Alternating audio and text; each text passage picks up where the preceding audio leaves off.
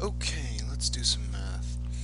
We've got this integral here, the integral of 10x plus 2 over x cubed minus 5x squared plus x minus 5. And this seems like a complicated integral, but it's actually not too bad if we split it into parts that we can deal with. So how we're going to do this is using partial fraction decomposition. And thankfully the problem's already given us what we need to use as our partial fractions, so that will be helpful in the future. But first step, let's break this fraction down. So 10x plus 2 over x cubed minus 5x squared plus x minus 5. And if you factor the bottom, you get 10x plus 2 over x squared plus 1 times x minus 5, which coincidentally is what we are using as our partial fractions. So this right here is equal to a over x minus 5 plus bx plus c over x squared plus 1. But we don't know what a or b or c are, so we have to use a lot of algebra to find out what we can put in these value places. So if we multiply this whole equation by x squared plus 1 x minus 5, we get 10x plus 2 equals a x squared plus 1 plus bx plus c times x minus 5. Multiplying this out, we see that 10x plus 2 is equal to ax squared plus 1a plus bx squared minus 5bx plus cx minus 5c. And if we group like terms, we'll find that 10x plus 2 equals ax squared plus bx squared minus 5bx plus cx plus a minus 5c. And if we take each of these parts separately, ax squared plus bx squared, we can see that there are no x squareds in this side of the equation. So ax squared plus bx squared has to equal 0x squared, which is actually a plus b equals 0.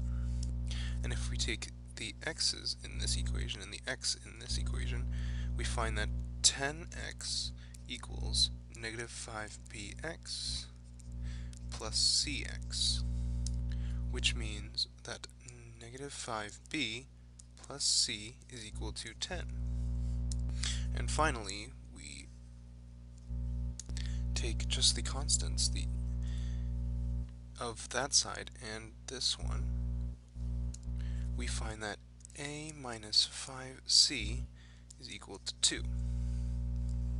And now, with a little bit of algebra, we can figure out what a, b, and c actually are. So if we manipulate this equation, we find that a is equal to negative b.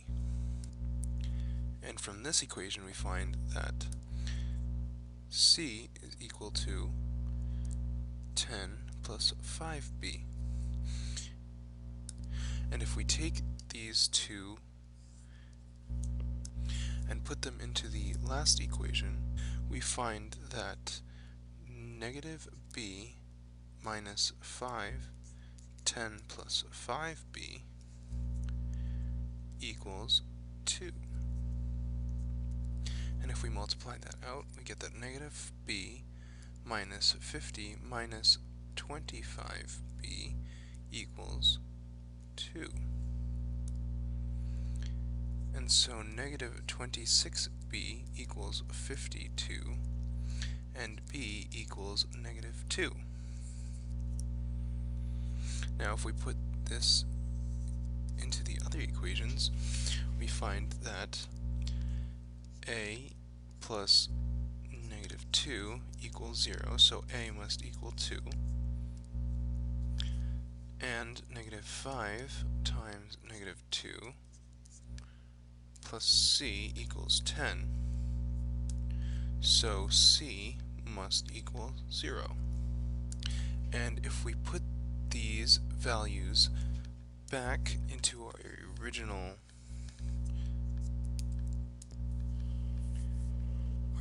partial fractions right here,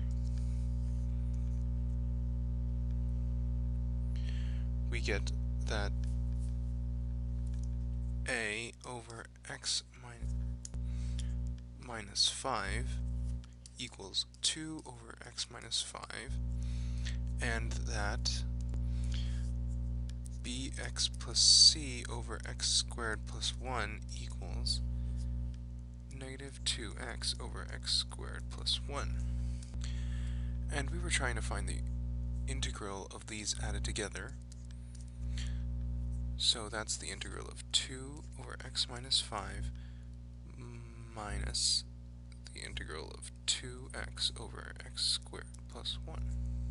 And this integral we can actually work with.